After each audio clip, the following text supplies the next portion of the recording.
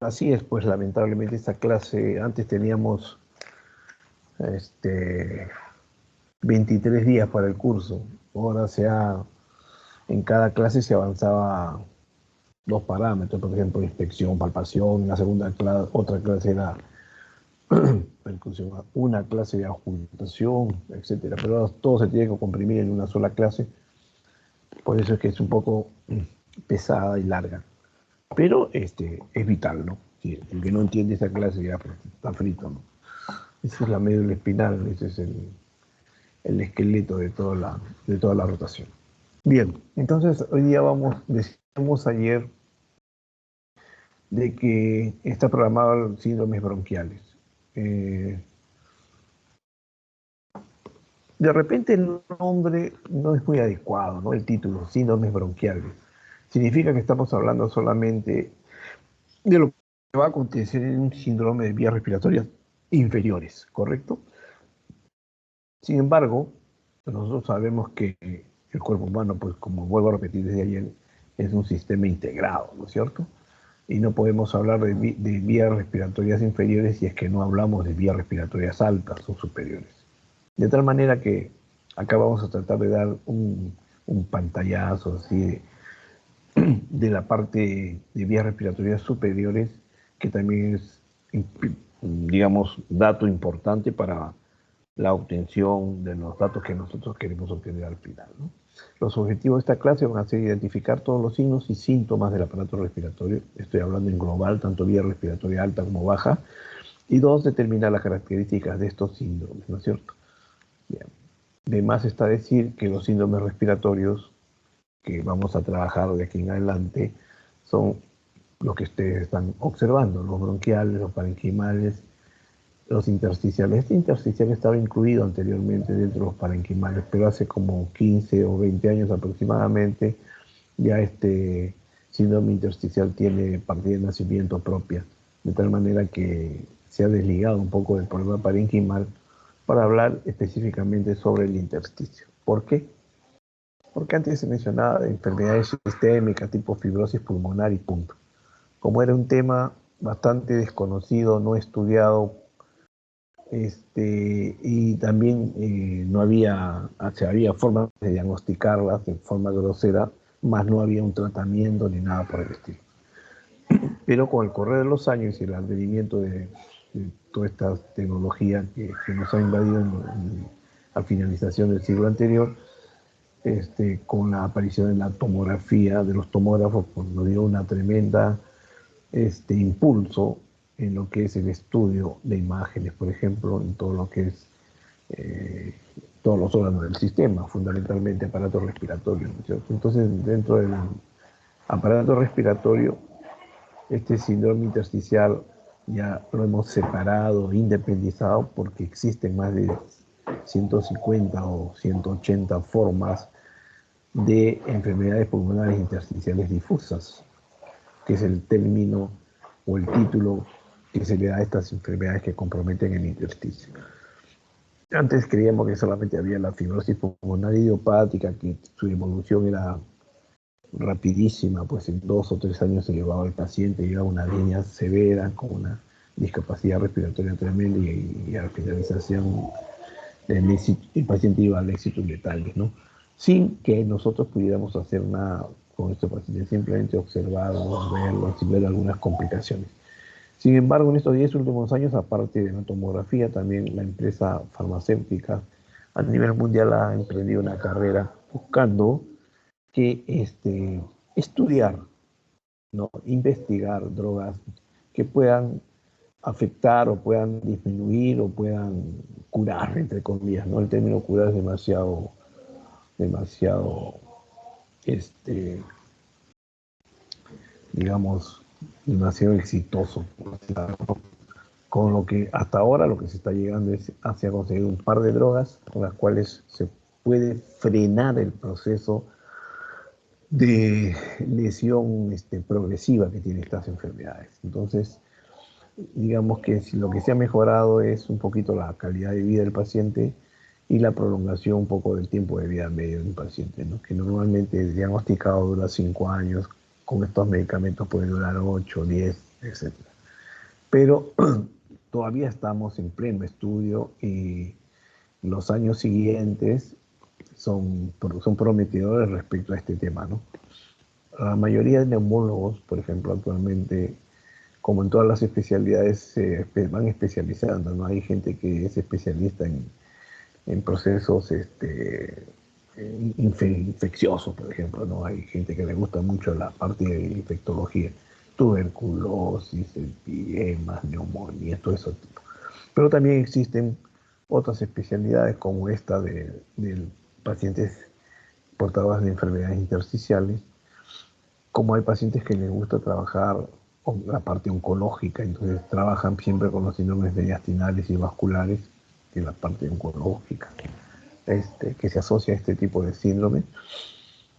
Y otros que trabajan, que son enfermedades, especialistas en enfermedades obstructivas, ¿no? Asma, EPOC, enfisema, esas cosas. Entonces, como cada una de estas subespecialidades que se están creando dentro de la misma especialidad de neumología, hay otros que son simplemente que se dedican a hacer procedimientos invasivos, ¿no? O sea, broncoscopistas, fundamentalmente broncoscopistas, ¿no? Interesa la clínica, pero son más procedimentales que otra cosa, más que clínicos, ¿no? Bueno, en fin, este campo de la neumología en el futuro tiene mucho elemento que descubrir y que trabajar, y sobre todo este rubro de las intersticiales. Bueno, los síndromes pleurales, mediastinales y vasculares. Todo esto es lo que vamos a ver en el siguiente segmento, en la siguiente rotación, una vez que termine en biología, en la parte clínica. Bien, es más decir que la historia clínica, 70%, junto con un examen físico bien hecho, utilizando estas herramientas, tenemos un diagnóstico casi de un 70 o 80%. Ayer dije que los exámenes auxiliares se constituían el 30 o 25% de confirmación para los diagnósticos que con la clínica y con mi examen físico puedo llegar yo a plantear como hipótesis. Bien, entonces, una revisadita a la parte anatómica. A ver, cuando hablábamos de vía respiratoria superior, implica pues lo que hablábamos ayer, ¿no? Con respecto a la inspección, cómo veíamos qué estructuras están afectadas desde la fascia del paciente y toda la vía respiratoria alta, ¿no? Vamos a ver alteraciones en las coandas, ¿no? Y todo este sistema compromete pues toda esta zona que compromete la zona de la faringe nasal, la cavidad oral inclusive, el aparato fonador que es la laringe con sus, con sus elementos constituyentes como son las cuerdas bucales, la epiglotis que es el elemento que sirve para ayudar a auxiliar a la vía respiratoria y evitar que cuerpos extraños que poseen de vía oral o vía digestiva ingresen en la vía respiratoria. Las cuerdas bucales junto con el aparato fonador en la laringe hasta el cartílago cricoide. Si nosotros queremos hacer una diferencia en qué cosa, cómo se compromete, digamos, el, qué cosa está constituido la vía respiratoria alta, es más o menos desde la fosa nasal, todo este territorio, hasta el cartílago cricoides o el cartílago tiroides, ¿de acuerdo? Entonces, todo lo que compete a esto es parte de la especialidad de otorrinolaringología, ¿no? Los otorrinos generalmente trabajan este segmento. Y nosotros nos ocupamos, los neumólogos, nos ocupamos de acá, de la zona de la vía respiratoria baja, a partir del de la cartílago tráquea, con todos sus componentes anatómicos, hasta la carina, con la división en bronquios principales derecho, izquierdo, ¿no? Con sus características del bronquio del lado derecho. Por ejemplo, el bronquio principal del lado derecho es mucho más pequeño, mucho más corto, menos largo que el lado izquierdo, es más ancho y más vertical. Esta posición anatómica es importante porque casi siempre cualquier cuerpo extraño que ingrese por la vía oral, en los casos de niños, o atragantamientos, o qué sé yo, cualquier elemento que pueda ingresar a la vía oral, este es el camino que generalmente sigue. Se inserta y llega, se ubica en el pulmón del lado derecho, sobre todo a nivel del segmento 5 o el segmento 6 del lóbulo medio, ¿correcto? Por razón netamente anatómica. ¿Okay? Mientras que el bronquio del lado izquierdo es un poco más horizontal, digamos, un poquito más largo, menos ancho, ¿no? Y también tiene características. Pues las incidencias de presenciar cuerpos extraños en el pulmón del lado izquierdo son raras, que en el 90-95% se localiza en el pulmón del lado derecho en los segmentos que hemos mencionado. Muy bien, eso hay que tener siempre en cuenta porque cuando usted esté de guardia en emergencia, pueden llegarle niños realmente que han ingerido o tomado, se han pasado un botón, un cuerpo extraño, qué sé yo, por la vía oral al final la ubicación generalmente el broncoscopista va a buscar ese cuerpo extraño en esta zona. Muy bien, entonces anatómicamente nosotros ahora nuestra competencia desde el punto de vista neumológico es todo esto, ¿no es cierto? Bronquios con todos sus segmentos, con los bronquios lobulares, con su superior, medio, inferior, con sus lóbulos correspondientes en el lado derecho, igualmente el bronquio del lado izquierdo, superior e inferior, con sus segmentos correspondientes. ¿Qué más vamos a encontrar acá? Ustedes recuerdan las cisuras horizontales, las cisuras oblicuas, que anatómicamente la podemos nosotros proyectar sobre el tórax, si sabemos todos los reparos anatómicos que conversamos el día de ayer. Muy bien, seguimos. Esta es una cadena más o menos para explicar cómo el sistema de la vía respiratoria y el sistema conductual tiene tres elementos, ¿no? Uno de transporte, uno de transporte fundamentalmente de conducción, y otro que va a llegar y que implica estos bronquios principales, estos bronquios lobulares, y que a partir de aquí comienzan a dicotomizarse, ¿no es cierto? Se comienzan a dividir desde el segmento 4, de los bronquiolos 4 hasta el 16. Todo esto se denominan bronquiolos terminales, ¿no? Con una característica importante, ¿no es cierto? Estos bronquiolos terminales han perdido el elemento importante que se llama los cartílagos. Los cartílagos tenemos hasta los bronquios principales, los bronquios lobulares y segmentales. Y a partir de ahí, los bronquiolos pierden ese elemento de defensa que evitan que se colapse pues, la tráquea, que se colapse el bronquio respiratorio. Les da ese sustento anatómico. En cambio, todos estos ya no tienen ese elemento importante que le da sostén al bronquio y son fácilmente colapsables, ¿no? Aquí se producen todos los procesos infecciosos, inflamatorios, que van a producir pues, problemas como asma, problemas como bronquitis aguda, crónica y toda esa variedad. Entonces, más o menos a nivel de 16 corresponde los bronquiolos terminales. Y a partir del 17, 17, 18, 19 hasta 20, corresponde a los bronquiolos respiratorios. ¿Por qué esta diferenciación entre bronquio terminal y bronquiolos respiratorios? Porque hasta aquí esto simplemente es conducción. Pero a partir del bronquiolos respiratorio hacia abajo ya están perteneciendo junto con los conductos que corresponden al 23, 24, 21, 22, 23, además de los sacos alveolares y el alveolo, constituyen ya la unidad fundamental donde se produce la homeostasis, ¿no es cierto? El intercambio oxígeno-CO2. Ese es el elemento fundamental. ¿Okay? Esa es la diferencia que existe o la importancia que existe en las zonas más distales de toda esta cadena.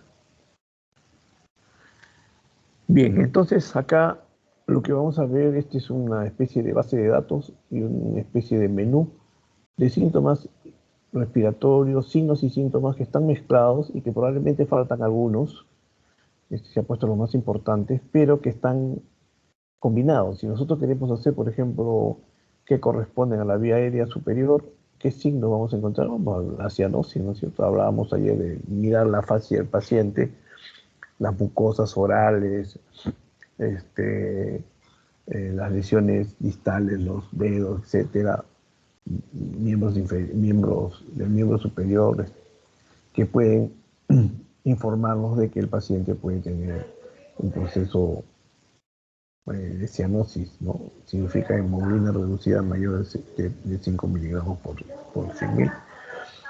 Podríamos tener también asfixia, ¿no? Un cuerpo extraño que se atraganta un niño a nivel de la laringe, etcétera, o un bronquio, como estábamos hablando, da síntomas de asfixia, de disnea.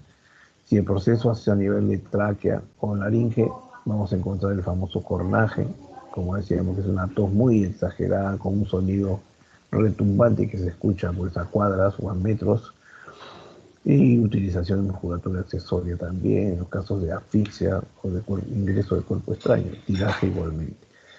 Estos mismos elementos también vamos a encontrar cuando el compromiso es de vías respiratorias bajas, ¿no es cierto? La disnea, etc. Y los otros elementos que ya son per se propios de la vía respiratoria inferior son los sibilantes, los roncantes. Cada uno ubíquenlo en el segmento anatómico que corresponda, ¿no es cierto?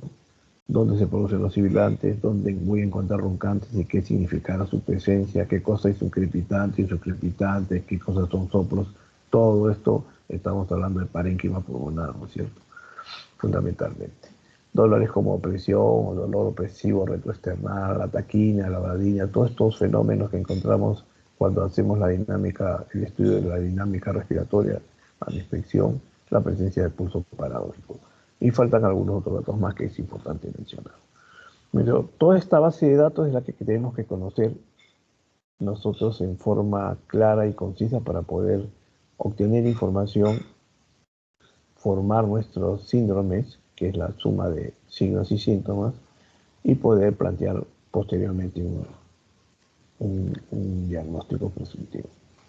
Bueno, entonces en este capítulo que hoy día vamos a trabajar sobre síndromes bronquiales, tenemos que dar una definición, ¿no es cierto? Son todas las afecciones que van a alterar o que van a, en alguna medida, afectar la luz bronquial. La luz me refiero al diámetro del bronquio, originando una disminución de su calibre, de su diámetro. Esas afecciones que pueden ser inflamatorias, tumorales, etcétera, irritativas, lo que ustedes quieran, y lo que van a revisar, van a producir ese fenómeno. Disminución de la luz, disminución del calibre o de la luz del diámetro, ¿no?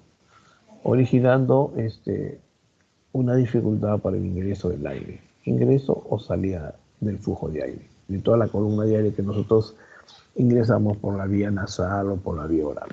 ¿Ok? Entonces, como definición debemos tener claro esto. Estos procesos, estos síndromes bronquiales pueden afectarse como cualquier proceso en forma aguda, en forma crónica. Agudas son los que tienen un tiempo corto de enfermedad, ¿no? Y que afectan muy tempranamente y en forma muy compulsiva el bronquio, ¿no? El caso de los cuadros virales fundamentalmente que afectan al tubo bronquial y van a producir un proceso agudo, irritativo, pero también hay procesos que se van a prolongar en el tiempo, ¿no? Y se denominarán bronquitis crónica. Pero no crean que bronquitis crónica es aquel cuadro que dura más de 15 días, no. La bronquitis crónica tiene una definición muy interesante porque se llama todo proceso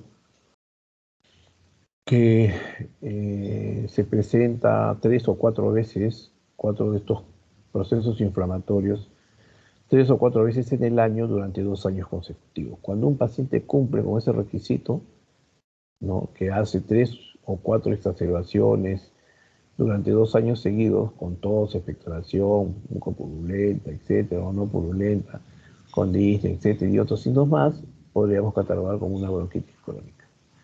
¿Okay? Y es más, si esto se sigue prolongando en el tiempo, va a producirse una serie de alteraciones en la estructura anatómica de todos estos tubos, como yo los llamo, y van a producir remodelación y cambios importantes, produciendo esto que se llama bronquiectasis.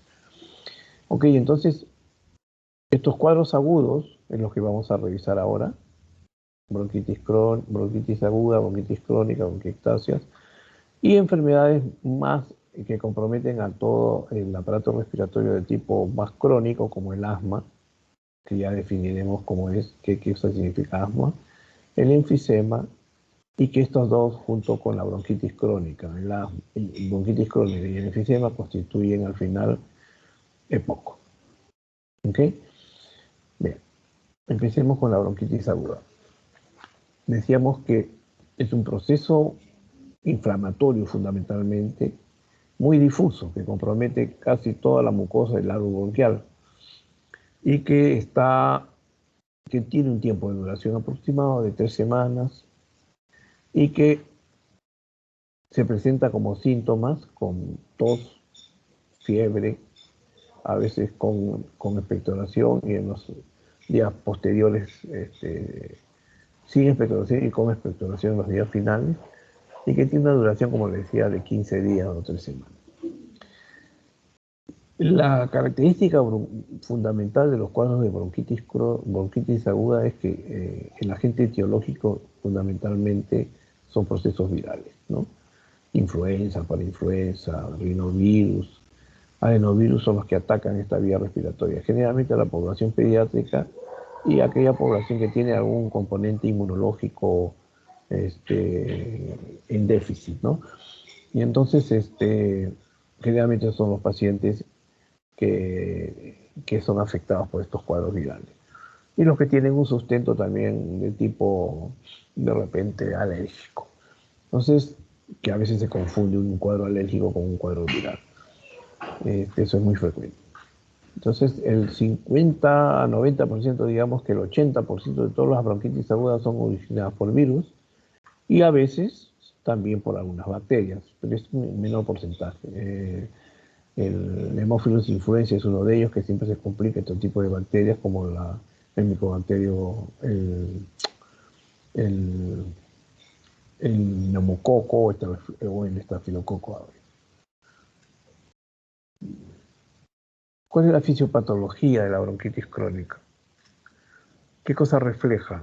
Una respuesta inflamatoria aguda. Hay una respuesta inflamatoria frente a la infección. ¿Qué significa esa respuesta inflamatoria? Un gran deterioro del epitelio. Hay una desnudación, se desnuda prácticamente y se lacera toda la mucosa y puede llegar hasta la membrana basal con una gran infiltración de leucocitos inicialmente y posteriormente de linfocitos. Entonces, el resultado de todo esto es un gran proceso hematoso, aumento del volumen de la mucosa con gran edema y con una gran producción de moco. ¿Qué significa? Que se estimulan las glándulas submucosas y las glándulas caliciformes, produciendo gran cantidad de moco y ocluyendo el diámetro, la luz del diámetro. Entonces tenemos una disminución por un fenómeno inflamatorio, ¿no?, que va a producir una dificultad al ingreso o a la salida del aire.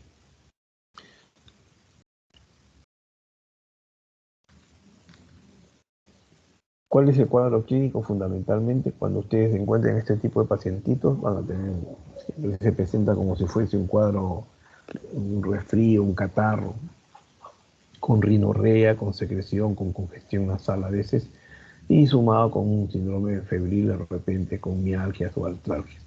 Dura 3-4 días, pasa con sintomático tipo paracetamol, tos seca, como le decía inicialmente, pero después puede complicarse y hacer tos productiva. ¿Y qué vamos a encontrar a este paciente cuando lo examinemos? A veces febril, a veces diaforético, y a veces, si el cuadro es muy severo, con aleteo nasal, como se puede observar en los niños fundamentalmente, ¿no? Y al examen auscultatorio generalmente vamos a encontrar algunos roncantes, algunos sibilantes y sobre todo un alargamiento de la fase expiratoria. O sea, la expiración va a ser prolongada en relación con la inspiración, ¿no? Y todas estas signos y síntomas que generalmente presenta un niño o un adulto mayor cuando tiene un cuadro viral. El diagnóstico es clínico fundamentalmente, ¿no? No vale la pena hacer ningún estudio, digamos, de cultivo, de secreciones para identificar un virus o tal o cual virus, porque mientras uno toma la muestra, mientras se envía la muestra al laboratorio y mientras tiene la respuesta, pasan 6 días, 7 días, el paciente ya está recuperado generalmente. Y entonces no es muy práctico, ¿no? Sin embargo, cuando el paciente tiene algunas otras condiciones o algunos otros factores que pueden complicar el paciente, entonces sí es necesario, ¿no?, hacer todo el estudio viral correspondiente.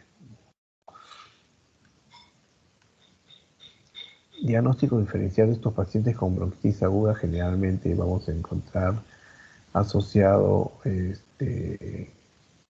a una gran dificultad respiratoria, y cuando el caso es así, muy disnéico y no responde, entonces tendríamos que echarlos a una radiografía de tórax. Y la radiografía de tórax pues es el elemento básico, primordial, con el cual nos podemos ayudar para hacer un diagnóstico diferencial y comprobar que no tiene focos neumónicos, focos de condensación, o que el paciente simplemente tiene un componente bronquiolar, tiene una bronquiolitis tan severa, viral, que afecta tremendamente al paciente, ¿no? O en su defecto, que no haya ninguna otra complicación de tipo bacteriano. Uno lo puede detectar con una radiografía o una tomografía bien leída. Salimos del cuadro agudo y entramos al paciente con bronquitis crónica, ¿no? Y como decíamos, por definición es un paciente tosedor, con mucha expectoración de esputo, que tiene una duración de 3, 4 meses o veces por año, 3, 4 episodios por año por 2 años consecutivos, ¿no? Y muchas veces no se logra aislar el agente etiológico ni se sabe cuál es la causa. Lo único que sabemos es que el paciente tose y expectora 3, 4 veces, a tal punto que va a la consulta 1 vez, 2 veces, 3 veces en el año. Le damos a veces mucolíticos, le damos algún antihistamínico, le damos algún corticoide, el paciente mejora y desaparece su cuadro. A veces hay signos indirectos de que hay un foco infeccioso, porque viene con expectoración amarilla, verdosa, etc. En estos casos es importante asociar antibióticos. Pero tal cual, este paciente con bronquitis crónica es un paciente que siempre va a ir a la consulta, que siempre va a ir a complicarse, que puede complicarse, mejor dicho, y que en algún determinado momento puede requerir hospitalización. Ojo, ¿eh? La historia clínica de los pacientes con bronquitis crónica generalmente están llenas de varias hospitalizaciones durante el año. Estos pacientes pueden evolucionar en el tiempo con la persistencia de estos síntomas hacia una cronicidad y llegar a lo que se llama un EPOC. El EPOC es una definición que significa enfermedad pulmonar obstructiva crónica, que se caracteriza porque es un proceso irreversible, ¿no?, en donde hay un aumento de resistencia al flujo de aire. ¿Okay? Esa es la definición. Y es un proceso irreversible que va a llevar a un final poco feliz de un paciente, porque va a llevar una discapacidad respiratoria tremenda, y que va a ser un paciente al final dependiente de oxígeno.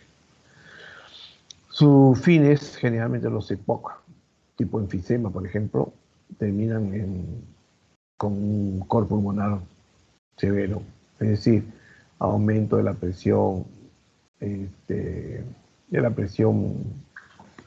venosa pulmonar, aumento de la presión pulmonar, que va a conducir a una insuficiencia cardíaca del lado derecho, con edemas, con hígado grande, vaso grande, edema, ascitis, etcétera, todo un proceso de insuficiencia cardíaca del tipo derecho, ¿no?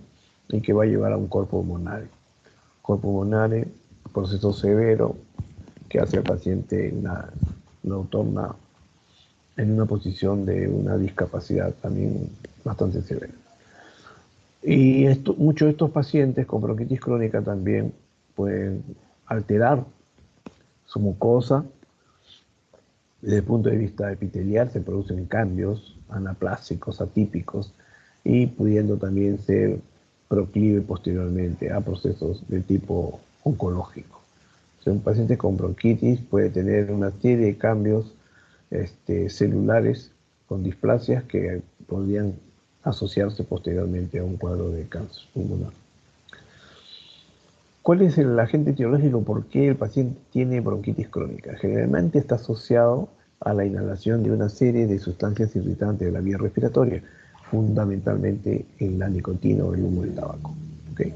El humo del tabaco y una serie de elementos más, polvos, cereales, algodón, sílice, elementos que existen en el medio ambiente en nuestro país. Las zonas rurales, por ejemplo, cocinan mucho con leña, ¿no? La exposición a biomasa, a leña, etcétera, hace que también estos pacientes se irriten la vía respiratoria constantemente y sean agredidas la mucosa por estos elementos oxidantes que producen severa oxidación a nivel celular, produciendo todo este deterioro, ¿no?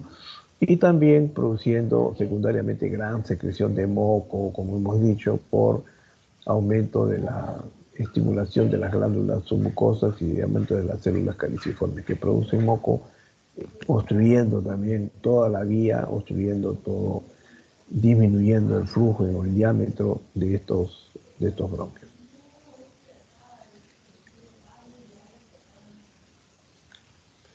¿Cuáles son los síntomas cardinales, los más importantes que tiene un paciente cuando uno debe sospechar que un paciente puede tener bronquitis crónica? Aparte del tiempo de enfermedad que hemos definido, es tos persistente. Ojo, tos persistente y productiva.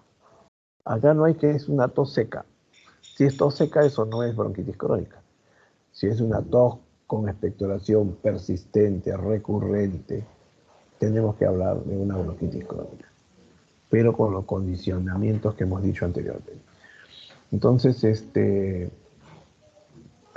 lo característico de estos pacientes con bronquitis crónica es que tienen esa tos persistente, pero no tienen disnea. Es un paciente que toleran bien durante todos sus procesos y lo ven caminar, no agitar, haciendo una vida normal. Pero en los estadios finales ya de este proceso de bronquitis crónica ya comienza a aparecer disnea. Significa que ya está entrando al rubro de poco. ¿Ok?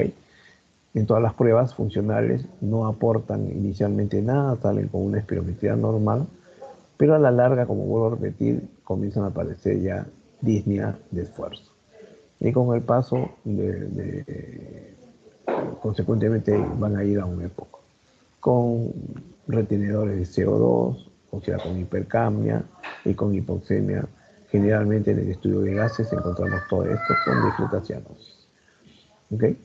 El bronquítico crónico es un paciente azulado con cianosis que en los estadios iniciales no tiene mucha disnea, tiene tos con expectoración, y que en los estadios finales sí puede hacer una disnea severa que va a producir cambios en la gasometría de ese paciente. Bien, ¿qué factores encadenan la bronquitis crónica? Le hemos dicho y lo vamos a repetir. Hay un aumento, una excesiva estimulación de las células caliciformes de la pequeña vía, produciendo moco en forma excesiva, obstruyendo la vía respiratoria, dando lugar a que proliferen en este moco, que es un elemento fundamental, un tejido ideal para que los virus o las bacterias se reproduzcan y puedan producir focos infecciosos. Además, se produce una alteración en los organismos, en los macrófagos, por ejemplo. El tiempo de vida de sobrevida de los macrófagos disminuye con estas infecciones, originando un problema de defensa, ¿no? Sabemos que los macrófagos son los elementos que tienen que eliminar y limpiar toda la vía, y mientras tengan una vida activa, es ok, el conducto se va a mantener perfectamente bien, pero cuando estos macrófagos comienzan a disminuir su tiempo de vida medio, su eficiencia como macrófago va a disminuir. Entonces disminuye su movilidad, disminuye la función a la que están ellos sujetos y originará pues cronicidad del cuadro. ¿Con qué hacemos diagnóstico diferencial de la bronquitis crónica? Con enfermedades como, ya elegimos como EPOC, con bronquitis, con bronquiectasias. Un bronquitis crónico se puede confundir con una bronquiectasia, sí. También se puede confundir con un proceso neoplásico avanzado. Se puede confundir con presencia de cuerpos extraños, abscesos, cuerpos extraños que uno puede tener en la vía respiratoria y que produce tos con expectoración persistente, con expectoración mucopurulenta, ¿no? Todos esos patologías hay que tratar de hacer un diagnóstico diferencial. Bueno, el siguiente rubro que tenemos que comentar son las bronquiectasias. Decíamos que así como existe un proceso inflamatorio que altera todo el lumen, el bronquio, también en el tiempo, en la línea de tiempo, van a producir también alteraciones estructurales en la anatomía del bronquio. Van a producir dilataciones anómalas e irreversibles, ¿ya? De todos los bronquios que tienen cartílago, que son los más importantes, ¿no es cierto?, de tamaño mediano, y hay una gran destrucción del componente muscular y del componente elástico de la pared bronquial. Ustedes ven en esta lámina, por ejemplo, la pared externa. Este es un bronquio normal, ¿correcto? Con una pared externa más o menos de grosor adecuado, que presenta moco, la zona mucosa con una presencia de moco relativamente pequeña, con cilios, o sea, todos los elementos que intervienen en la toaleta, la limpieza del bronquio están perfectos, contienen glándulas mucosas. Pero miren este paciente con bronquiectasia. Prácticamente ha perdido los cilios. Hay gran cantidad de moco en la parte interna. Miren, si acá era una línea pequeña amarilla, acá miren el grosor del moco, gran producción de moco. Y la pared, sobre todo que es muscular y lisa, la pared muscular, está con un deterioro tremendo, ¿no? Es casi una lámina, casi es uno relacionado con esta pared que realmente era una pared normal. Entonces, todos estos cambios estructurales hacen que estos bronquios se comiencen, y con la pérdida de los cartílagos se van a comenzar a deformar, ¿no? Dilatarse en forma de sacos, en forma de úvulas, etc. Ya veremos eso con mayor frecuencia, con mayor detalle el siguiente semestre. ¿Cuáles son las causas que pueden llevar a un paciente a una alteración de esta naturaleza, de esta bronquiectasia? Existe un gran listado acá, ¿no? Etiopatogenia generalmente en nuestro medio son postinfecciosas, post-tuberculosis, ¿no? Paciente que ha tenido TB y que ha recibido su tratamiento, se ha recuperado, se ha sanado desde el punto de vista bacteriológico, negativo, cultivos negativos, pero con el correr de los años, este proceso de curación, de cicatrización, también produce cambios estructurales en el parénquima pulmonar y en los bronquios, y van a producir estas dilataciones, estas bronquiectasias, de tracción fundamentalmente. Y entonces, no es raro que como secuela de un paciente que haya tenido TB, siga teniendo tos, y en un determinado momento pueda toser y rasgar un poco de sangre, ya sea hacer hemoptisis.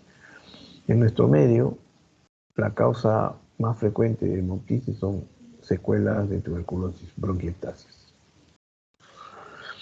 Otros micobacterios también afectan, sí, pero en menor grado, ¿no? Ahora, también se puede ver bronquiectasias como secuela de neumonías supurativas, crónicas, necrosantes, producidas por el Staphylo aureus, la pseudomonas, el Bacillus pertussis, ¿no?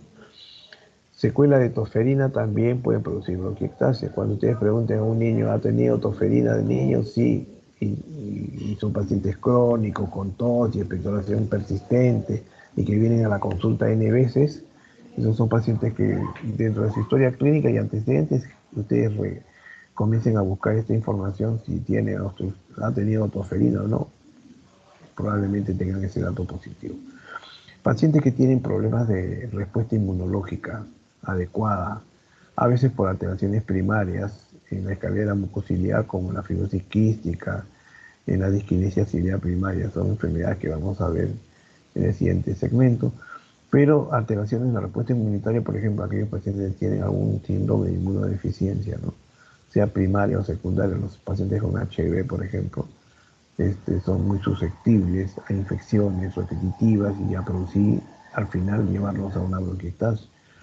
O pacientes con inmunodeficiencias primarias, ¿no? Ya genéticas. Enfermedades congénitas también, un Marfan, un secuestro pulmonar intralunar también provocar bronquiectasis. Y en realidad la lista es larga, ¿no? Hay enfermedades del colágeno también pueden producir bronquiectasis asociadas a la artritis reumatoidea, al lupus, etc.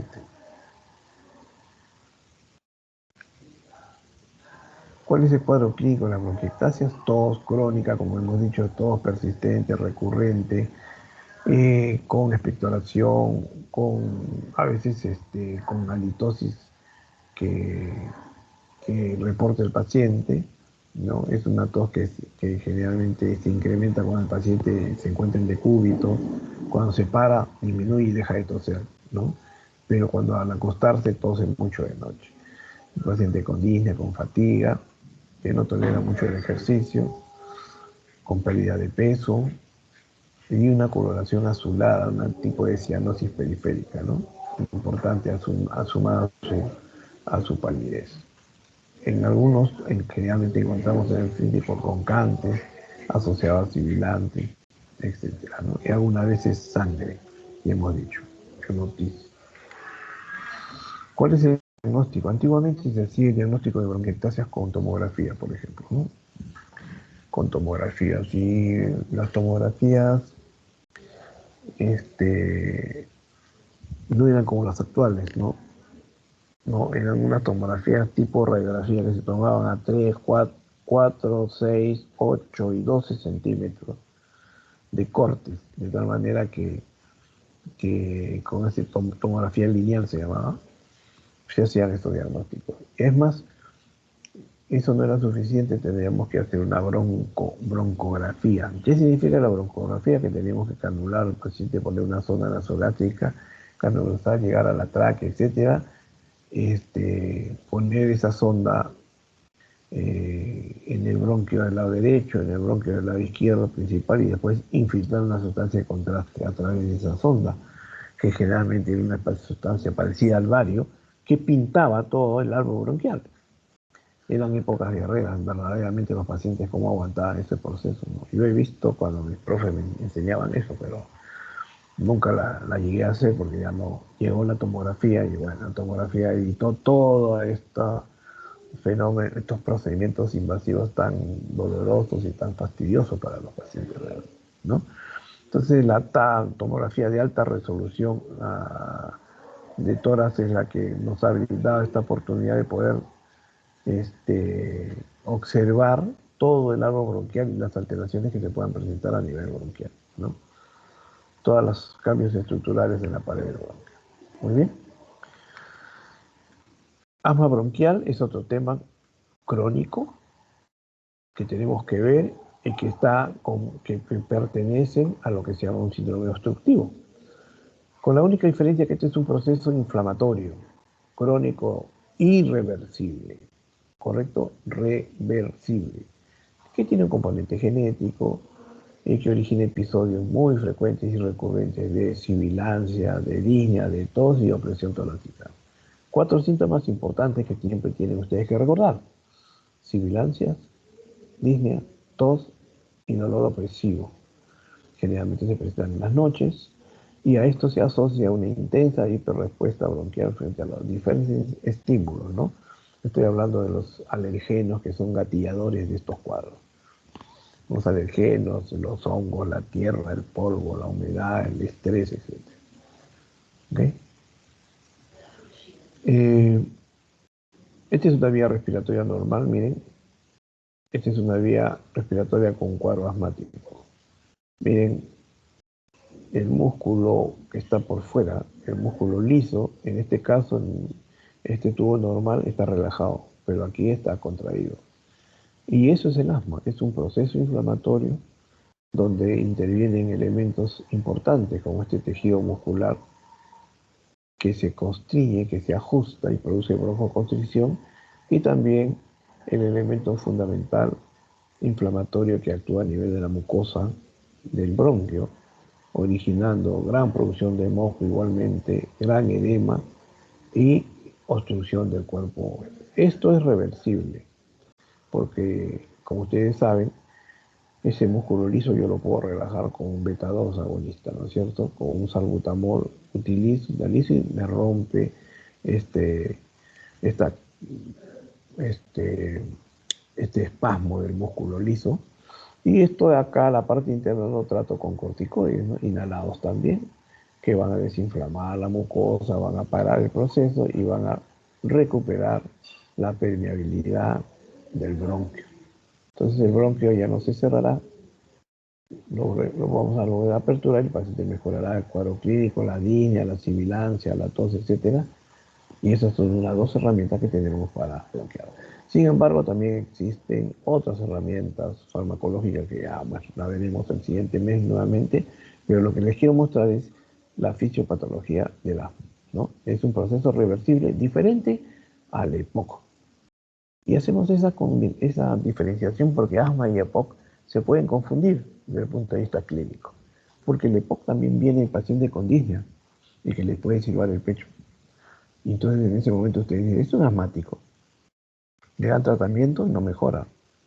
El paciente sigue con su proceso de disnea, vuelven ustedes a examinarlo, sí, es un asma y sigue, y le siguen dando y metiendo corticoides y qué sé yo. Al final, si le hacen las pruebas correspondientes y hacen un buen estudio del paciente, van a determinar que ese paciente no es asmático, sino tiene EPOC.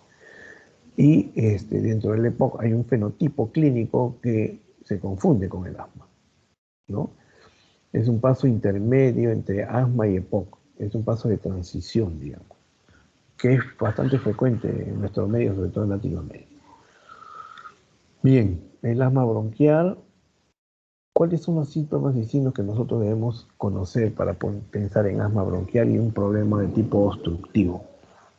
Generalmente son síntomas diurnos y nocturnos, ¿no? Acá GINA es una organización internacional, mundial, que es la que domina y da las pautas respecto al asma. Así como frente al EPOC también hay otro elemento, institución, agrupación que da las pautas y que están sujetos a cambios constantemente. Bueno, acá, y esto que ahora les estoy mencionando así muy someramente, apréndanselo porque esto le preguntan siempre en el examen de la ENANA. Esto es casi pregunta fija, generalmente. ¿Cómo es un asma intermitente? ¿Cómo es un asma de acá? El asma y los síntomas que hemos dicho. Disnea, tos seca, dolor retroesternal y sibilancia son síntomas que se presentan en forma intermitente o se presentan en forma persistente, ¿no? Y cuando en forma persistente, en forma leve, en forma moderada o en forma severa o grave.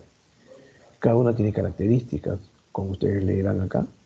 Los síntomas diurnos, por ejemplo, en un intermitente se presentan menos de una vez a la semana y generalmente son asintomáticos. Son pacientes asmáticos que dicen, no, no tengo vida, estoy normal, yo hago mi vida normal, doctor, ¿no? Y su flujo expiratorio pico, que es el flow con el cual nosotros medimos o podemos catalogar o evaluar el asma, generalmente es normal. Pero estos son los síntomas diurnos, pero a veces en las noches estos pacientes con intermitencia, estos cuadros de broncoespasmo se le pueden presentar menos o igual a 2 veces al mes. ¿Qué significa? Que un par de veces al mes, en las noches se ponen mal estos pacientes. Son pacientes con asma intermitente. Si hacemos una espirometría, el volumen expiratorio forzado va a ser mayor o igual al 80%, que es dentro del rango normal. ¿no? Y su variabilidad va a ser menos del 20%. ¿Qué pasa si este paciente de día tiene más de una vez a la semana? Este era menos de una vez. Este va a tener 2 o 3 veces a la semana, pero menos que una vez al día. ¿Ok? Y que sus síntomas nocturnos son más de 2 veces al mes. Este era menos de 2 veces al mes. Este es más de 2 veces. Y también su espirometría sigue siendo mayor o igual a 80, o sea, normal, ¿no? Y su variabilidad en el peace flow es de 20 a 30%, ¿no? Después viene, este es el intermitente, el leve persistente, perdón, el leve moderado. Acá van a observar ustedes que los ataques son diarios. Si es un paciente que tiene crisis asmática, se cierra y todos los síntomas que hemos dicho diariamente, que afectan obviamente su actividad diaria. Es el chico que no va al colegio, es la persona que falta al centro laboral constantemente por la crisis asmática y se presentan en las noches más de una vez a la semana, ¿no? Esto lo corroboramos con una espirometría y ya no es más de 80% su volumen respiratorio forzado, es 160, baja hasta 60. Y por último existe, esto se llama moderado persistente, y este es el moderado y el grave persistente. Es aquel paciente que tiene continuos ataques y tiene una actividad física limitada, ¿no? Es el paciente que no puede correr, no puede ir a una reunión social, no puede exponerse al frío, no puede hacer nada, prácticamente limitado constantemente y sus síntomas y signos están día y noche, frecuentes. Este es un paciente con una espirometría menos del 60% y se cataloga como un persistente grave. Recuerda que a raíz de la pandemia el Estado dio unas facilidades para los pacientes vulnerables que tenían probabilidades de contagiarse con el coronavirus o el COVID-19. Bueno, y se dio una norma que decía que todos los pacientes asmáticos que eran moderados, persistentes, tenían la probabilidad de hacer sus actividades no presenciales y hacerlas en su casa, ¿no? Vía virtual. Bueno, estos son los pacientes, o sea, que se refería a la norma, aquellos que tienen ataques diarios que afectan la actividad diaria. Sin embargo, como estamos en el Perú y todo el mundo le saca la vuelta a la ley, mucha de la gente asmática que estaba en el rubro intermitente presentaban un documento y decían que eran asmáticos moderados persistentes, y les daban pues las facilidades para que hicieran su trabajo a distancia. Cosas que pasan en el país. El asma bronquial, sí, escucho. Sí, doctor. O sea, con respecto a esa clasificación, por ejemplo,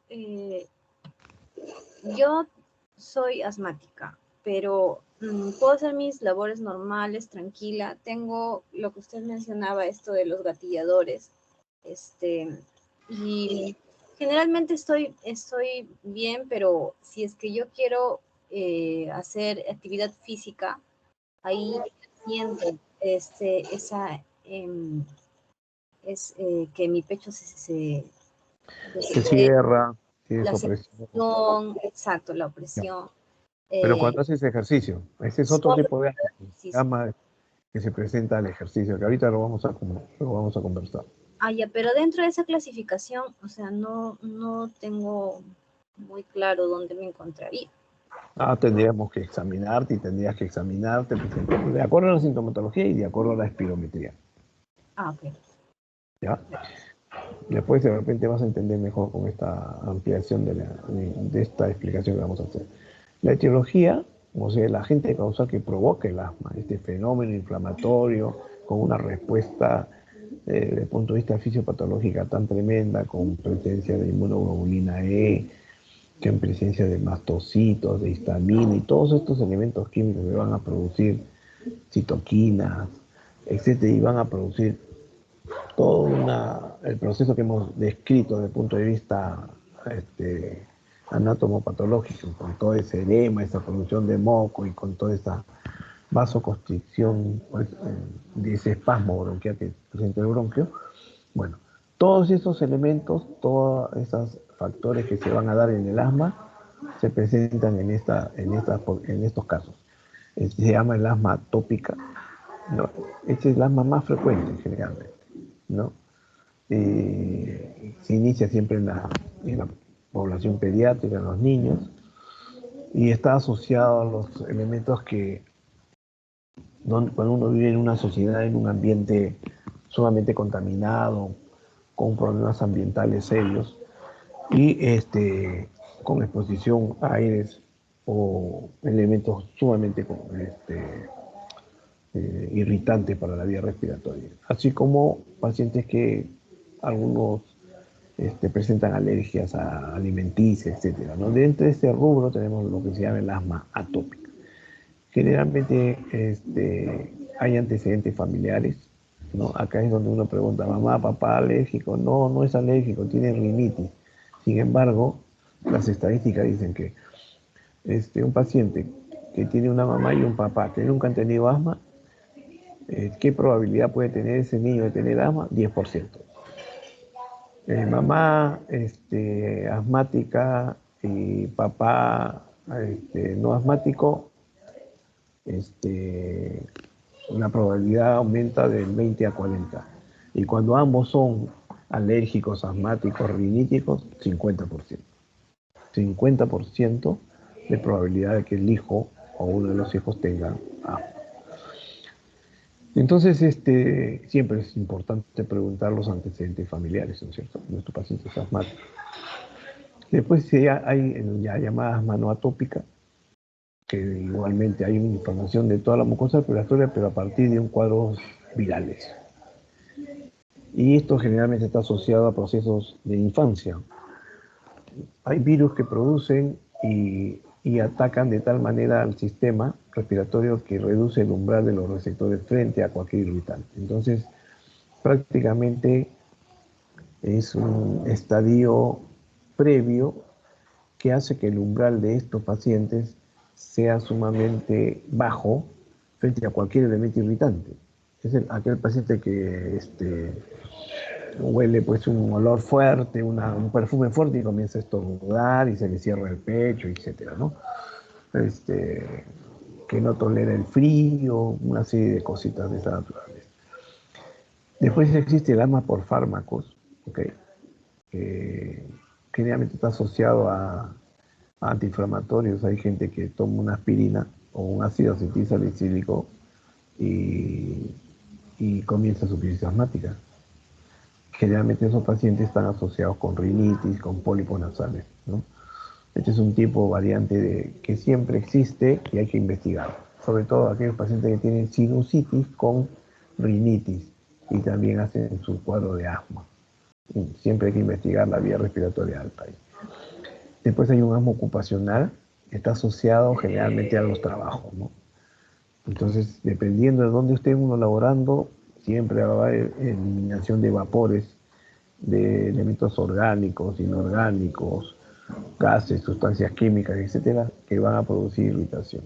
Y también aquí hay un asma que se llama el asma asociada al ejercicio, ¿no? Gente que arranca, está normal, y a los 7, 8 minutos de empezar a correr o jugar, etcétera, se le cierra el bronquio, ¿no? Produce un cuadro de broncoespasmo severo, el paciente jadea, deja de hacer, etcétera. Ese tipo de pacientes existen y probablemente estos son los que están casi siempre asociados a asma por cuadros de tipo no atópico, ¿no? Los que han tenido cuadros virales en la niñez y que han quedado con un umbral bien bajo frente a cualquier estímulo. A esos pacientes generalmente se les premedica, ¿no? Antes de cualquier tipo de ejercicio, usan su broncodilatador, su salbutamol, 30, 40 minutos antes y hacen su deporte tranquilo y no pasa nada. Bien, la fisiopatología del asma, como les decía, es todo un proceso inflamatorio bronquial donde intervienen las células TH2, ¿no? fundamentalmente se estimulan y producen eosinófilos, inmunoglobulina E, fundamentalmente mastocitos y todos los mediadores químicos que utilizan, ¿no? Histamina, prostaglandina, leucotrienos. Todos estos elementos son básicos para producir la broncoconstricción, ¿no? Y también frente a estos elementos existen fármacos que producen el control de esto, ¿no? Si un paciente es alérgico, en el medio utilizamos los antihistamínicos, ¿no es cierto? Todas las cetidicinas y todas estas cosas se utilizan para disminuir la rinitis alérgica o el asma a veces.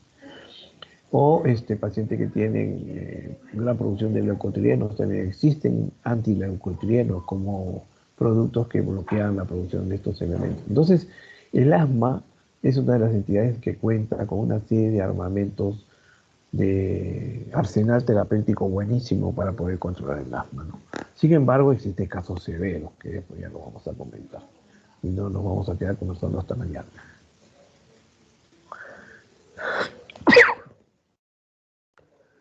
La atopia o la atopía es una condición generalmente, como les decía yo, ligada a factores genéticos, ¿no? Y están fundamentalmente, en estos casos de asma, están unidos al cromosoma 5. Eso es importante siempre tenerlo en cuenta.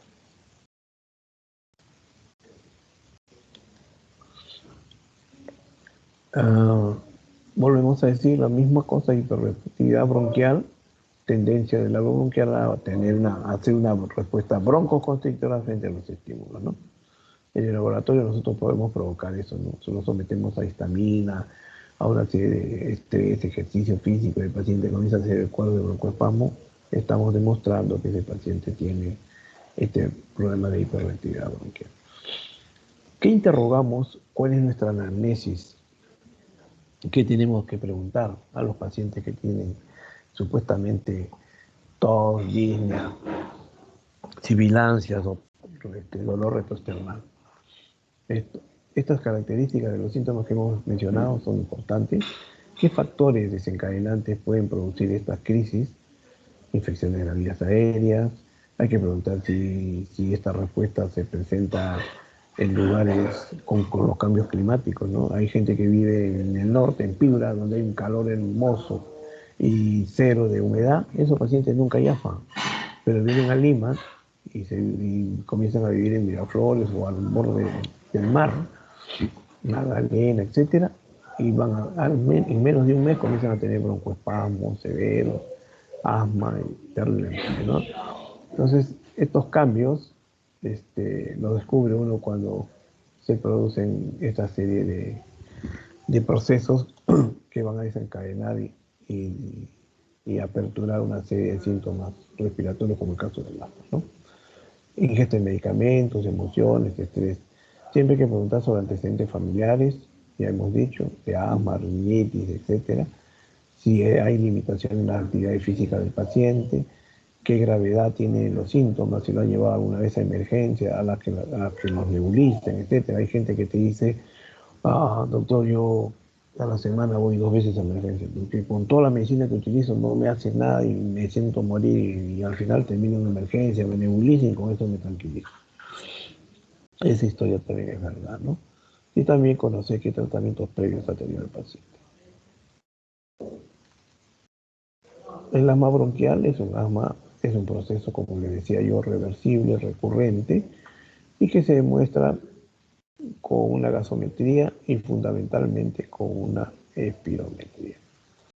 Esta es una espirometría, digamos, estática. Y miren, esta es una normal, ¿no? Volumen tidal. Le decimos al paciente: tome aire hondo y profundo, toma aire y bote todo. Elimina. Vean acá, espérense un momentito, voy a tratar de...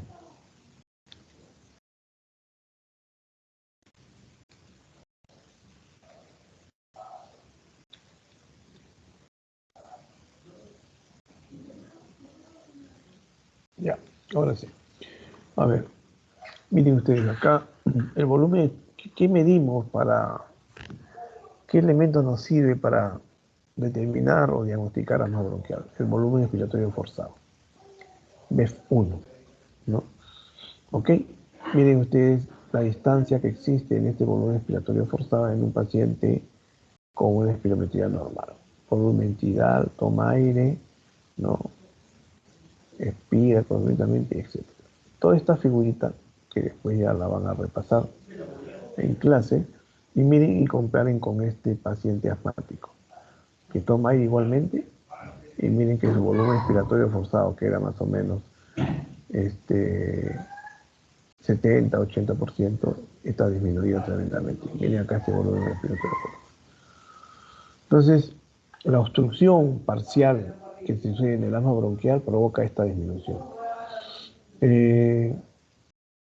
Esto es importante tenerlo en cuenta porque con esto vamos a controlar a los pacientes con asma. Otra forma de controlar a los pacientes con estudios gasométricos, y acá, bueno, ahorita no tiene importancia eso. Diagnóstico diferencial. A veces uno cree que todo, cuando examina un paciente y ausculta y encuentra expiración prolongada, alteración de la relación IE, o sea, inspiración-expiración invertida, con una expiración prolongada y encuentra sibilantes, etcétera, cataloga prácticamente al paciente como apático. Eso no es cierto. O sea, ¿por qué? Porque no todo lo que sirva en el tórax es asma. Existen una serie de entidades que pueden producirnos un cuadro muy similar al asma y nosotros confundirnos. Una de estas cosas son, por ejemplo, el EPOC. Si uno no ha preguntado que ese paciente es un fumador de 20, 30 años que fumaba 10, 20 cigarrillos por día durante 20 años, etcétera, y que ha dejado de fumar hace 3 o 5 años, creyendo que con eso soluciona su problema, bueno, no, está equivocado, porque es un paciente que si ustedes le sacan el índice tabáquico va a ser mucho más de 10, entre 10 y 20, por lo tanto es un paciente probablemente que esté haciendo el poco. Más no asma, pero puede venir como sibilantes, ¿sí? Puede venir como sibilantes y se puede confundir. Pacientes con bronquiectasia, también hay que hacer diagnóstico diferencial con asma.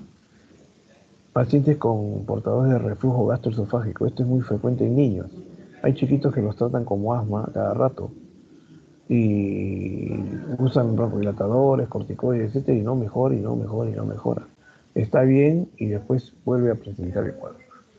Cuando ese paciente comienzan a examinarlo bien y le hacen un estudio y lo mandan a gastro y gastro comienza a estudiar a ese paciente y ve que tiene un reflujo gastroesofágico, estas secreciones, este reflujo va a la vía respiratoria y provocando todo este fenómeno de sibilancias, de dolor y de tos persistente.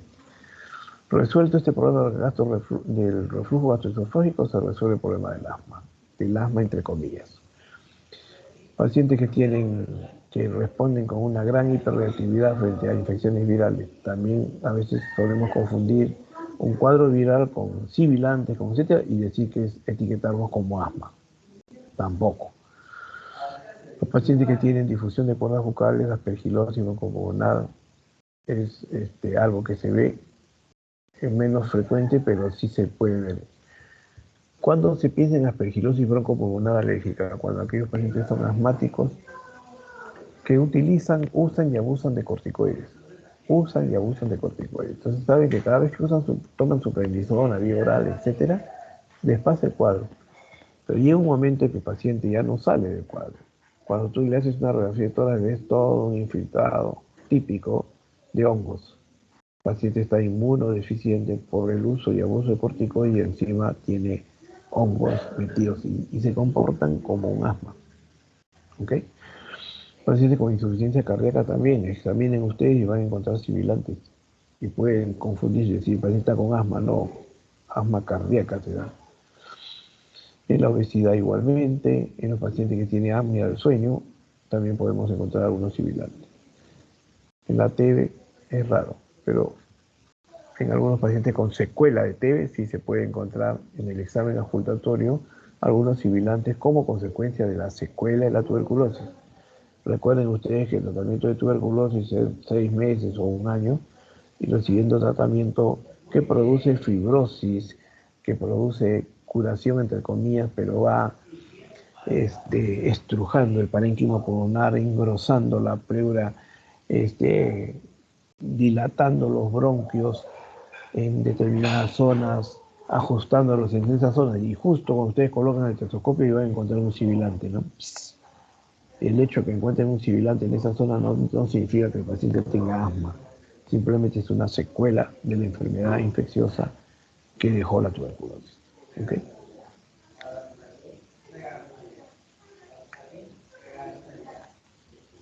Ya, y llegamos al EPOC. Vamos a hablar sobre bronquitis crónica, que ya habíamos definido anteriormente, y enfisema. Estas dos entidades son fundamentales. ¿Ah? Por ejemplo, vamos a hacer algunas diferenciaciones. Tengan en cuenta. ¿Qué cosa es el enfisema y qué es la bronquitis crónica? Ya hemos definido bronquitis crónica, ¿no es cierto? Procesos inflamatorios recurrentes 3-4 veces al año durante 2 años consecutivos, con tos y expectoración persistente, sin mucha disnea. En cambio, el enfisema es una enfermedad desde el punto de vista más entendida o mejor entendida como una destrucción de la sinus respiratorio. ¿Qué significa? Que las paredes alveolares se destruyen, que se dilatan, que se disuelven, que los sacos alveolares, los tubos alveolares y los bronquiolos se afectan, que no existe ya casi parénquima y el volumen de aire en el pulmón comienza a incrementarse de tal manera que aumente el volumen pulmonar. Y ese volumen pulmonar es un pulmón timpánico, un pulmón que va a deformarse después con los cambios anatómicos que se van a suceder y se va a conformar el famoso tórax en tonel, ¿no es cierto? Son pacientes que se horizontalizan las parrillas costales, que el diámetro anteroposterior se incrementa y trata de igualar al diámetro horizontal, y por lo tanto estamos frente a un cuadro de enfisema.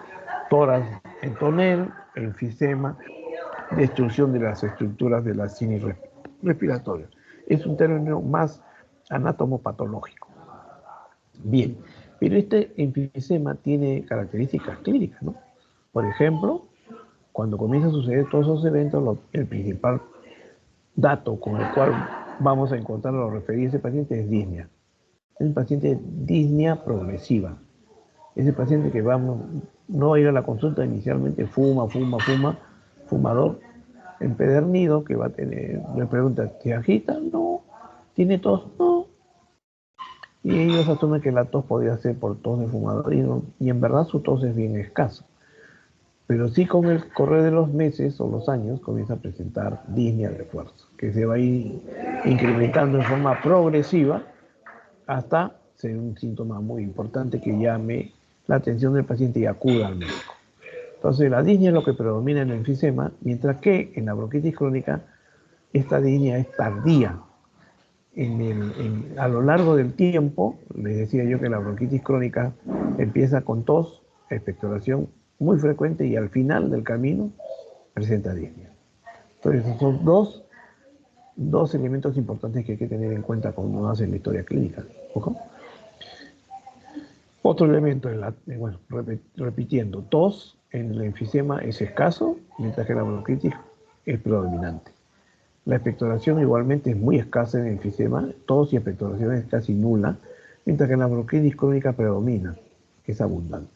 El tórax es en tonel en el enfisema, mientras que en el bronquítico crónico su tórax es normal, semiológicamente normal.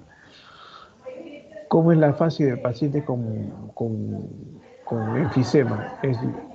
¿Hay cianosis? No. Por el contrario, es un color rosadito. Mientras que en el bronquítico crónico sí, es un color azulado por la presencia de cianosis. ¿Qué pasa con los ruidos respiratorios? Con toda la semiología que hemos repasado en la clase anterior. Los ruidos continuos, discontinuos, los crepitantes, subcrepitantes, roncantes o sibilantes. En el enfisema no vamos a encontrar murmullo respiratorio por las razones ya expuestas en la definición, ¿no es cierto? Mientras que en la bronquitis crónica sí vamos a encontrar una respiración normal y probablemente algunos roncos existen. ¿Ok? Muy bien. Sigamos. Bien. Esto es lo mismo. Disnea grave en un paciente con enfisema es un paciente soplador rosado con disnea grave con tos en los estadios finales, con muy poco esputo, con infecciones bronquiales muy raras y que llegan a la insuficiencia respiratoria en etapas tardías. Estos pacientes generalmente no son tributarios.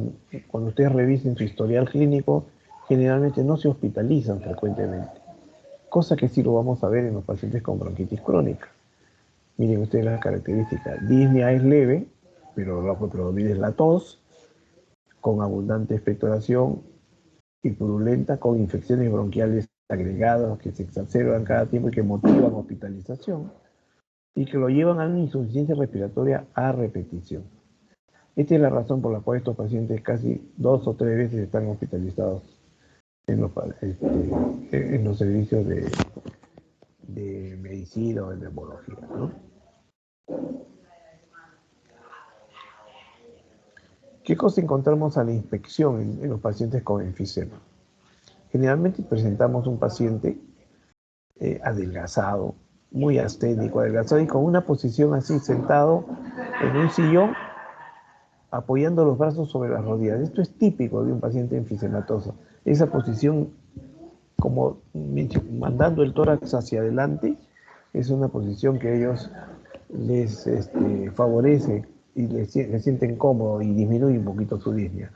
Son pacientes, como vuelvo a repetir, adelgazados, que utilizan toda la musculatura accesoria para completar por la disnea severa que presentan. Son pacientes que tienen taquimia, expiración prolongada, la inclinación, que tienen inclinación yugular a nivel del cuello, que tienen tórax en tonel y que tienen todas sus costillas horizontalizadas. Miren todo lo que vemos desde el punto de vista de inspección. Tiraje, evidentemente, en los espacios intercostales inferiores, y también podríamos encontrar tiraje supraesternal o supraclavicular. Estos pacientes, esto que veo acá es un tiraje supraescapular. Los dedos hipocráticos, dedos cefalídeos de tambor con las uñas características, eso es lo que se suele ver en pacientes a la inspección o pacientes con enfisema. ¿Cómo vemos a la inspección un paciente con bronquitis crónica? Por el contrario, es un paciente gordito, pícnico, con sobrepeso, con exceso, y miren ustedes, cianótico, medio azulado. Su frecuencia respiratoria en estos pacientes es normal. Cuando ustedes hacen su dinámica, controlan a la inspección la dinámica respiratoria, van a encontrar un paciente que está con una frecuencia respiratoria dentro del rango normal. Y no utiliza musculatura accesoria para la respiración, no utiliza esternocleido mastoideo, no utiliza intercostales, ni nada por el estilo, respira tranquilo. No hay disnea, pues, pero sí tose, ¿no? Tose y expectora todo el día. Entonces, en etapas tardías, estos pacientes con bronquitis crónica sí van a llegar a una disnea bastante importante. ¿Y qué ha sucedido en estos pacientes? Ya están haciendo lo que se llama hipertensión pulmonar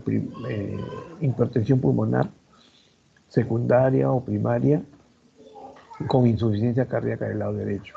Comienzan a tener ascitis, comienzan a tener edema de miembros inferiores, comienzan a tener problemas vasculares en los miembros inferiores, etcétera, por la retención o el éxtasis que tienen en los miembros inferiores. Llegan a una insuficiencia respiratoria aguda y terminan un cor pulmonar, característico de los pacientes con bronquitis. ¿Qué vemos en la palpación, en la percusión y en la ocultación? Este es el siguiente tema del enfisema. Encontramos lo que se llama el famoso signo de Dressler.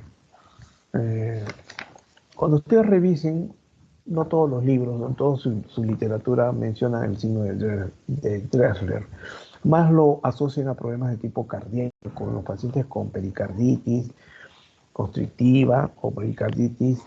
En cardiología siempre se puede mencionar el signo el síndrome de Dressler.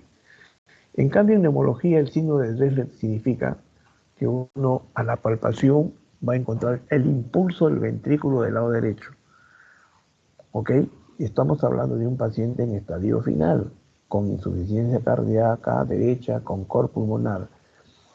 ¿Qué ha pasado? El ventrículo derecho tiene unas paredes que normalmente son delgadas frente al ventrículo, las paredes del ventrículo izquierdo, ¿no es cierto? Que son sumamente gruesas, están diseñadas para trabajar. Bueno, ¿qué pasa en los pacientes que comienzan a hacer hipertensión pulmonar secundaria? Comienza el ventrículo a ser insuficiente y comienza a tratar de suplir ese aumento de resistencia que existe en el parénquima pulmonar, ¿no? Por la hipertensión pulmonar que existe. Y el ventrículo trata de bombear mayor cantidad y comienza a hipertrofiar sus paredes, que son delgadas, que no están diseñadas para eso.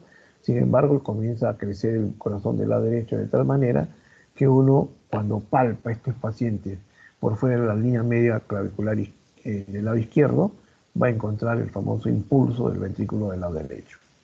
Entonces, a la palpación encontramos esto que se llama impulso ventrículo derecho, signo del Leslie. ¿Ok? El paciente con bronquitis crónica no pasa nada. Eh, este, hay, hay edemas y también encontramos de repente a nivel por fuera de la línea medio externa del lado izquierdo, también podríamos encontrar un impulso o choque de punta del lado izquierdo. ¿Qué pasa en la percusión? En la percusión, normalmente, cuando uno percute un paciente con enfermedad obstructiva, en estos casos, con síndromes obstructivos, si estamos hablando específicamente del enfisema, normalmente cuando uno percute un paciente, el nivel de diafragma vamos a encontrarlo a nivel de la 10ª costilla. ¿Ok? Imagínense, por favor, 10ª costilla. Hacemos al paciente que tome aire y que inflige. Esto lo van a ver en el video que les estoy enviando. Está clarísimo ahí cuando hace el profesor la demostración perfecta de cómo se percute un paciente con enfisema. Entonces, normalmente el diafragma está más o menos en la 10ª costilla, como les decía, y cuando sube y baja al inspirar y expirar, puede llegar hasta la 11ª o 12ª costilla. Es decir, cuando uno hace inspirar o expirar a un paciente, normalmente hay un espacio más o menos de 6 centímetros. ¿Qué pasa en los pacientes con enfisema? Este espacio de 6 centímetros se reduce a la mitad, a 2 o a 3 centímetros. ¿Qué significa eso? ¿Y por qué se ha sucedido esto? ¿Por qué sucede esto? Porque el diafragma, que normalmente tiene una configuración tipo paracaídas, ¿no es cierto? Que se apoya en las paredes laterales en el mayor porcentaje y solamente a nivel de la cúpula está pegadita a las bases del pulmón. Esa disposición en paracaídas que tiene el diafragma, en los casos de enfisema se comienza a aplanar, a ser recto, se comienza a ser horizontal. De tal manera que esa reducción que hablábamos se va a producir. Si antes yo encontraba 6 centímetros de inspiración y expiración percutiendo normalmente el pulmón y voy a encontrar timpanismo, timpanismo, timpanismo y al llegar a la 10ª encuentro matidez, significa que ahí está el diafragma. En los pacientes con enfisema sigo percutiendo mucho más abajo y va a disminuir en la parte torácica, más o menos al 50%. ¿Qué quiere decir esto? Que si el diafragma, que es el músculo, reduce el contacto con la pared torácica, va a hacer que los últimos espacios intercostales que yo voy a percutir van a actuar o van a estar sujetos a presiones del tórax, más no del abdomen, porque cuando estamos hablando ya de las últimas barrigas costales, de los últimos espacios costales, ya eso pertenece a la presión del abdomen. Pero en los casos de enfisema, por ese aplanamiento que existe del diafragma, ya no pertenecen al abdomen, sino pertenecen al tórax. O sea, están bajo la presión negativa que existe en el espacio pleural. Por lo tanto, se retraen.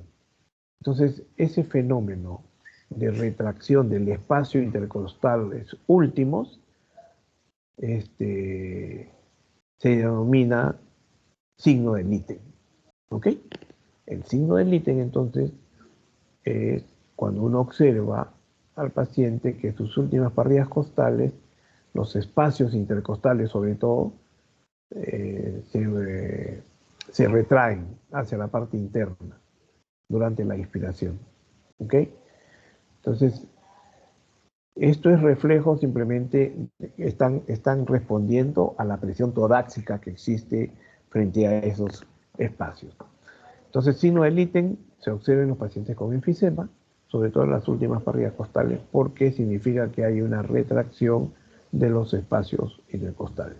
Ahora, si ustedes observan un poco más y ven que las parrillas costales también se van hacia adentro, las últimas costillas se desvían o se desplazan hacia la zona interna, entonces eso se llama signo de Hoover.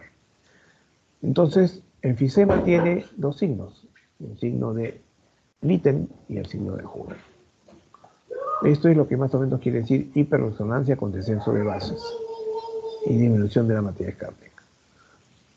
Esto no sucede cuando hablamos de bronquitis crónica, ¿ya? Porque cuando hacemos la percusión en un paciente es normal, como cualquier paciente.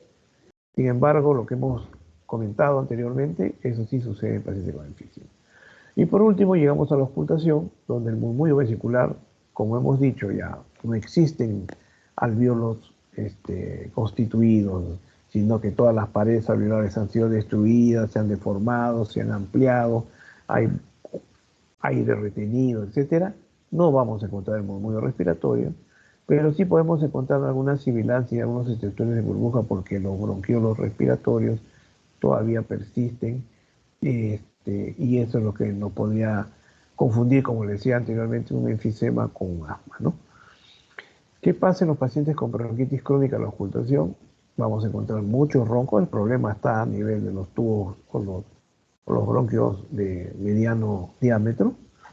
Y vamos a encontrar roncantes y sibilantes y el galope diastólico del lado derecho, ¿no? que es compatible con insuficiencia cardíaca del lado derecho. Placas. Esta es la placa típica de un paciente con enfisema. Miren ustedes, estas zonas que ven acá, negras, oscuras, son áreas de enfisema. No hay parénquima pulmonar, no hay tejido reticular, no hay intersticio, no hay nada. Son áreas de volúmenes de confluencia de bastante aire, que son áreas enfisematosas. Esto no quiere decir que tenga un paciente probablemente enfisematoso con historia de tabaquismo, etc., ¿no? Igualmente acá en la zona inferior del pulmón del lado izquierdo. Y lo que quiero que se fijen es cómo en el diafragma del lado derecho tienden a ser aplanados, igualmente que del lado izquierdo, ¿no? Aplanamiento del diafragma como se ve en esta otra posición de la lámina. Y por último llegamos a la definición de EPOC. ¿Qué cosa es el EPOC? Es el estadio final que engloba a bronquitis crónica e enfisema, fundamentalmente, ¿no es cierto? Entonces, ¿cómo definimos el EPOC? Como una limitación persistente al flujo aéreo, ¿no? Aumento de resistencia al flujo aéreo. Es progresivo y poco reversible. Acá hay que hacer un comentario. Cuando decimos que es progresivo, eso es entendible. Y este término de poco reversible es lo que se ha cambiado últimamente. Antes de esto no existía el poco. Siempre decía que uno del poco es un aumento de resistencia al flujo aéreo que es progresivo e irreversible. Eso le digo que es hace 10 años, 15 años. Con el advenimiento de nuevas drogas, etcétera, se ha visto, y con el estudio del EPOC, se han visto que uno de los fenotipos del EPOC existen, hay pacientes, mejor dicho, que son diagnosticados de asma, desde el punto de vista espirométrico, desde el punto de vista clínico, etc. Siempre se han comportado como asmáticos, pero llegado un momento, ya no responden al tratamiento habitual y comienzan el paciente a presentar más disnea que otra cosa, disnea severa, y esa sibilancia que se encontraba comienza a disminuir un poco, pero el paciente sigue disneico y se comporta ya como un EPOC. Ya haces una espirometría y ya no existe esa reversibilidad, ya no hay más del 12%, más de 200 centímetros cc, como se ve en todo paciente asmático para hacer diagnóstico en una espirometría. sino que en ese paciente ya no se cumplen esos parámetros y por lo tanto entraría dentro del diagnóstico de POC. Por lo tanto, esa es una limitación persistente y, e irreversible. ¿Ok? Pero, como digo, en los pacientes asmáticos que después se comportan como EPOC, es un tipo de fenotipo, una forma clínica de EPOC, y por eso que ahora eso se ha conseguido y se ha visto que el paciente mejora porque responde a corticoides, responde a broncodilatadores. Entonces, se ha estudiado que es una fase intermedia entre asma y EPOC. Entonces, de ahí se cambia esta definición y ya deja de ser tan tajante de decir irreversible para decir poco reversible. Por eso estos cambios en la definición. Y esto seguirá cambiando constantemente en el futuro si es que se logra encontrar una droga que pueda mejorar estas alteraciones severas que presenta el EPOC, ¿no es cierto? Entonces, estos procesos están asociados a procesos inflamatorios crónicos, con una respuesta hiperexagerada de la vía aérea y del parénquima pulmonar en respuesta a una inhalación de partículas de una serie de agentes que provocan irritación y alteración en la vía aérea, ¿no? Y sobre todo en tejido pulmonar, en la unidad funcional. Factores de riesgo de POC son fundamentalmente la inhalación de gases, tabaco, el tabaquismo pasivo, etcétera, ¿no? Todos estos factores, exposición a leña, biomasa, etcétera. Ya conocen ustedes y van a trabajarlo mejor. Esto sí es importante que quiero que se les meta en la cabecita. El EPOC, normalmente todo sujeto a los 25 años nosotros hacemos una espirometría y medimos un volumen expiratorio forzado al primer minuto. Y entonces, en estos estudios espirométricos, ¿qué cosas se ha observado? Que a partir de los 25 años comienza el envejecimiento normal de todas las estructuras. En este caso estamos estudiando el pulmón y el pulmón comienza a envejecer, a perder esa elasticidad característica que tiene antes de los 25 años y se va observando que progresivamente comienza a disminuir la función pulmonar a un ritmo de 20 mililitros por año. ¿Cómo se mide esto? A través del BEF1, del volumen expiratorio forzado al primer segundo. Entonces se observa que todos los sujetos después de los 25, 30, 40, 50 años comienzan a perder 20 mililitros por año. En los pacientes que fuman, en los pacientes portadores de POC, este fenómeno es más o menos 60 a 100, promedio de 80 mililitros por año. Miren ustedes, por eso es que estos pacientes se descompensan a esa edad, 50, 60 años. Mientras que los pacientes que no son fumadores, etcétera, y que tienen una vida respiratoria, una vida normal, una vida sin tantos factores de riesgo,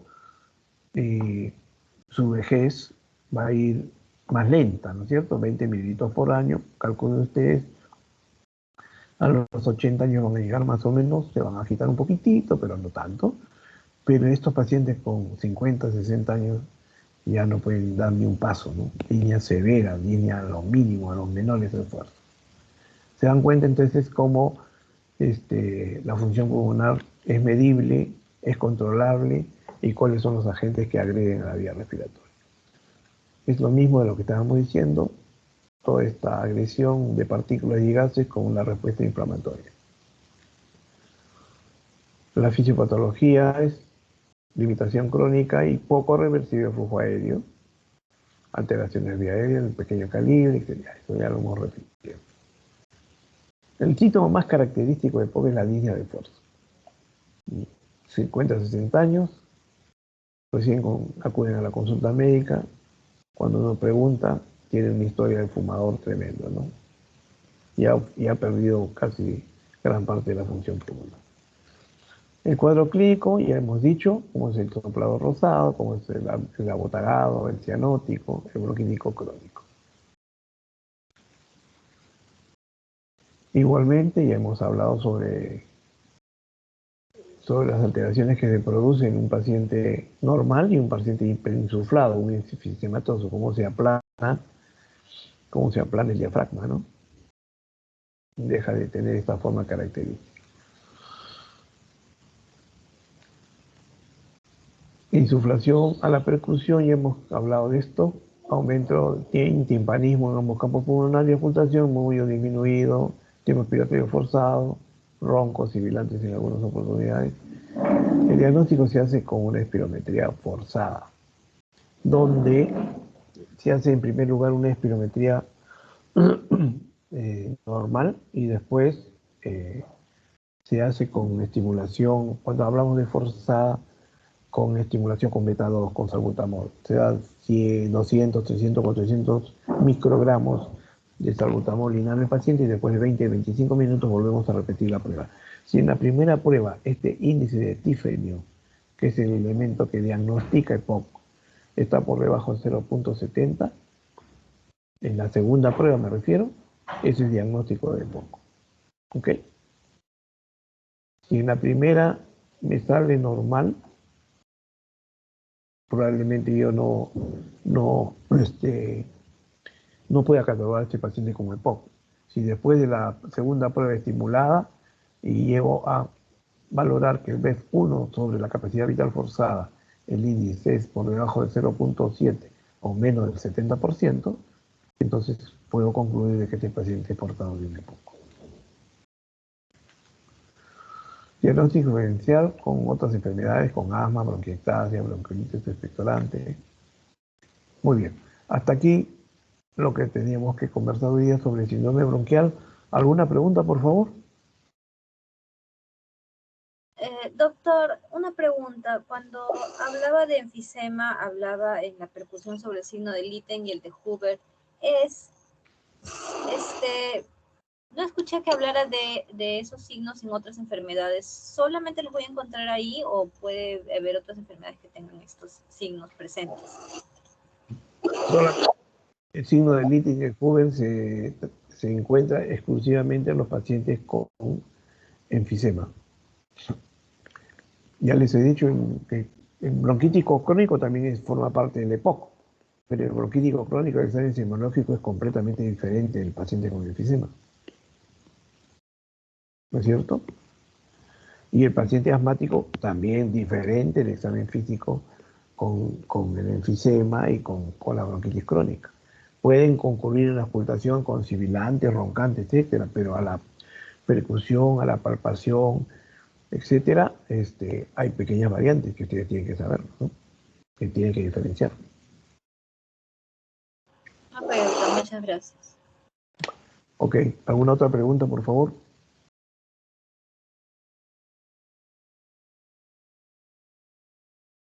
Muy bien, entonces, si